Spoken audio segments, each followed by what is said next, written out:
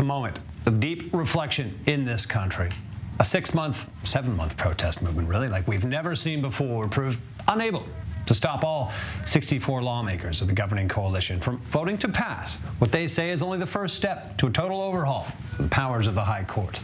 So where does it leave us all? Divided over this core issue, contemplating how much stands to change, what might happen, what it really means, and perhaps most pressingly, how the country heals or returns to a semblance of unity and cohesion out of arguably our most divided moment. There's a slew of polls emerging right now taking on such questions, and we join now by our senior correspondent, Owen Alterman, in the studio to take a look at this national fabric as it is. Look, Owen, as the country, faces the political reality that, one side can sort of shove through core systemic changes over the loud objections of the other. What do these polls seemingly reveal about the collective state of mind in Israel at this moment? It shows the public doesn't much like it, David. That's the bottom line. Look, two separate polls, right? One poll from Israel's Channel 12 news published last night. More of a traditional poll, not only asking about who would you vote for if the elections were held today, but what do you want to see happen going forward with the judicial overhaul? And there, the numbers, in my opinion, just cataclysmic for the government, right?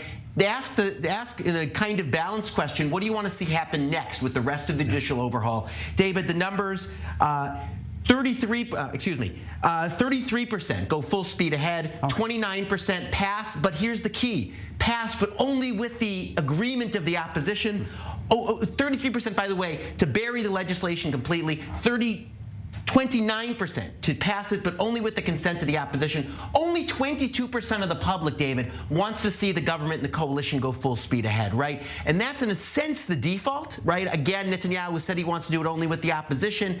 But I think the sense, especially after the experience of the last week, is that there might be a plan to simply move forward. Only 22% of the public supports that, right? And if you're saying that it should be passed only with the assent of the opposition, well, that's an important condition, right? Because the opposition is only going to agree to a much, much different version of these laws than is presently on the table. So you have a strong majority of the public, 62%, saying either bury this thing completely or pass it with the opposition, only 22% wanting to see the government and the coalition move forward. And again, let's not forget, this is a government that came into power through free and fair elections that won 64 out of 120 seats. Fast forward to where we are today, only 22% actually having the government move forward with this core policy. Move on to the poll. Channel 13 did ask the public, who would you vote for if the elections were held today? As in all polls, including the Channel 12 poll, the coalition does not get a majority and gets only 52, 53 seats. But the more headline-grabbing elements of the Channel 13 poll, right?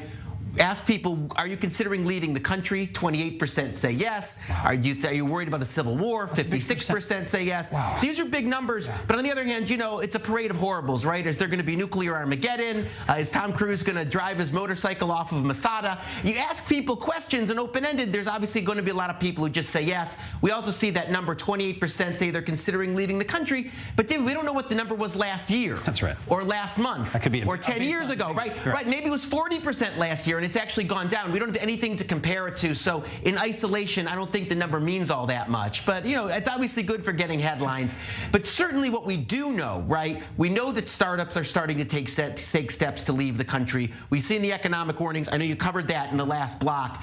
So there are factual, objective pieces of evidence showing what's happening, and given the passion on the street, I don't think it would surprise any of us, especially given the number of people here who we all know have foreign passports, right? Yeah. That people who are able to move and feel strongly about this issue and are worried about their place in the society, that there could be dynamics down the road. Whether it's 28%, 40%, 12%, or 2%, I really honestly think we have no idea. Yeah, look, one of the things that jumps out, and we showed this on the screen, you mentioned at the political polls, that the coalition would fall short of a coalition, but appearing, that neither of the extremes of this issue really have a chance to emerge truly victorious on this, whether it's the left, the right.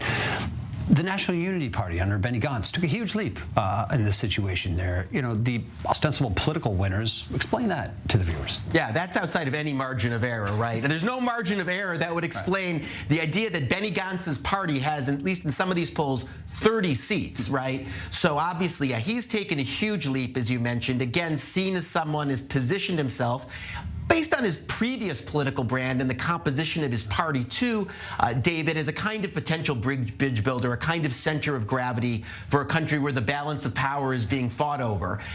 Again, and also a potential refuge for voters from parties that are part of the coalition, right? Again, this is a coalition that got 64 seats in the last election and is now polling at 52 or 53. So where did those voters go? In many cases, they went to Gantz. Gantz also taking voters from Yair Lapid's Yesh Atid party, which is stagnated at best in the polls and in some cases lost seats. And Gantz does well in head-to-head matchups against Benjamin Netanyahu, who's the best fit for being prime minister. In that Channel 12 poll, they're tied. And that's consistent with evidence over the last number of months. And a really remarkable finding in the broader sweep of Israeli politics that Netanyahu is not leading that horse race by a landslide. Of course, this is a country where prime ministers are not directly elected, but still, that obviously bears on people's vote, even as they vote for party lists when you come to election day. So the hit that Benjamin Netanyahu has taken to his personal popularity is substantial. Although, again, we should say in the big picture, still tied with Gantz and with a strong lead over Lapid when asked about that in a head-to-head matchup. But you're absolutely right. Benny Gantz is clearly a political winner in this political moment. Obviously, it's a fluid political moment. We can certainly expect Benjamin Netanyahu to have his numbers revert to the mean and to make up ground. But two things. He may have lost at least some voters for good. And also, David, the longer those voters stay away from Netanyahu and away from his party, one asks oneself whether their political views and political identity, or their new political views and new political identity, are in some senses being hardened and making it potentially harder for Netanyahu to get them back. Seems like a reasonable outcome from the situation we're in. Oh, and Alterman, thanks for being with us on this. A lot happening, a lot being digested right now by the country at large. So thanks for helping us decipher it.